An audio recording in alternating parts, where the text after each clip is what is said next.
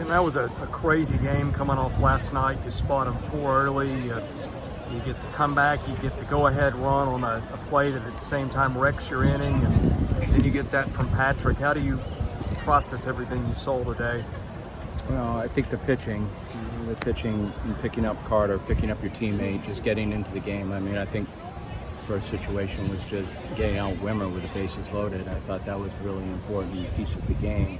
It was then, and it certainly was now, because that certainly could have been extended. That's a very, very good player and hitter. So I thought Grayson did a good job of patching those innings, and then Patrick was really good. He had a lot of strikes. He was aggressive. He was calm. Pitched well. Maldo finishing off. So I think you start with the pitching. The defense was pretty good. I mean, we played good ground ball defense. The play in right field, the effort just to go over the fence and stay with it. The timing of that play was a big play. Our offensive play there was just a very difficult one, difficult read for the base runners, because the ball hits. They're unknowing whether it hits his glove and he retains contact with the ball, or whether it hits the wall itself. So at the end, it was the right call.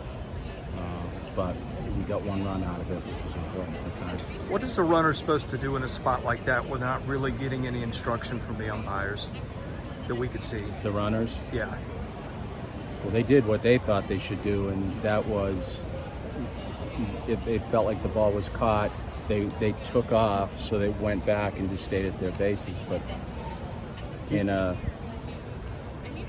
knowing that the ball hit the wall, they would just move up. Everyone would move up, and RJ would take first base. But because we didn't, they got the force out at third, and then they got the force out at fourth. What was the explanation to you? Was it any more to it than what you just told us? No, it was that. Yeah. It was a good explanation, and those are good umpires. What did you say about the resilience of this team to last 14 runs last night, and then start off with failing the first and just come back and absolutely shut things down? Yeah, I mean, I think that speaks to just counterpunching.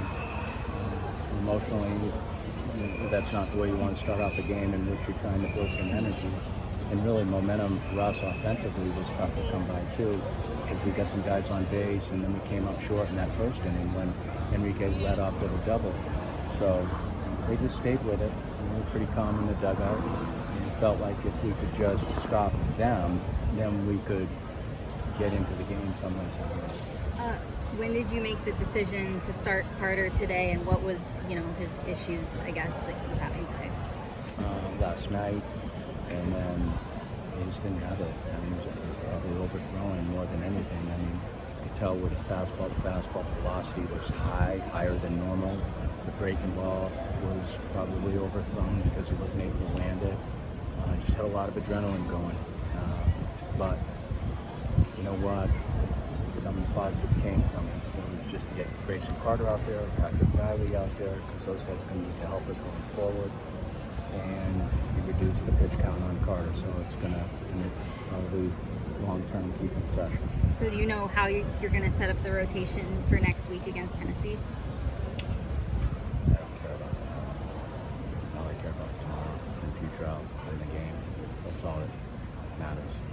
I don't want to take words out of your mouth, but it sounded like you were saying maybe you attribute what happened with Carter just to maybe not having thrown much the last couple of weeks.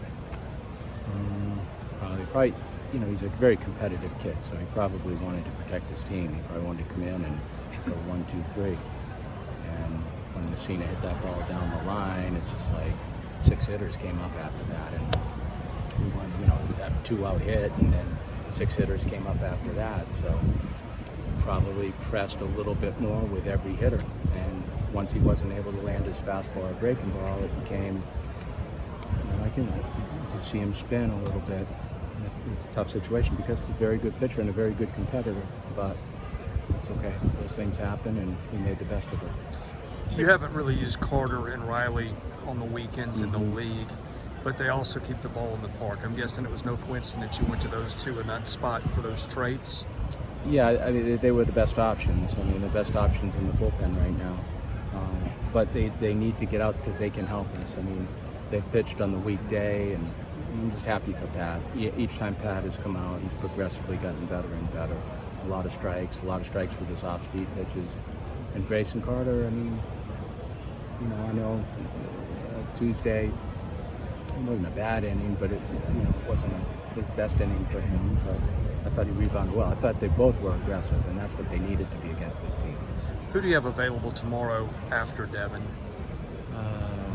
Well, you got Ginther, Thompson, Schultz, Maldonado. So you can bring Nick back. Yeah, I think 26 pitches, so we'll see.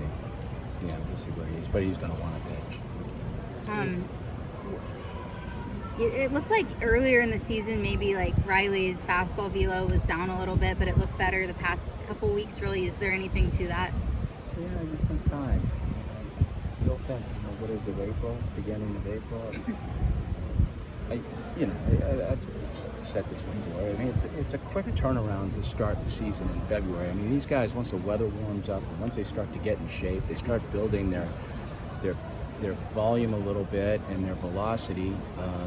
So, yeah, Patrick's got a good arm. He's always had a good arm. So he just commanded the ball well today. But yeah, I would say that these guys are going to get stronger as they go. They train hard.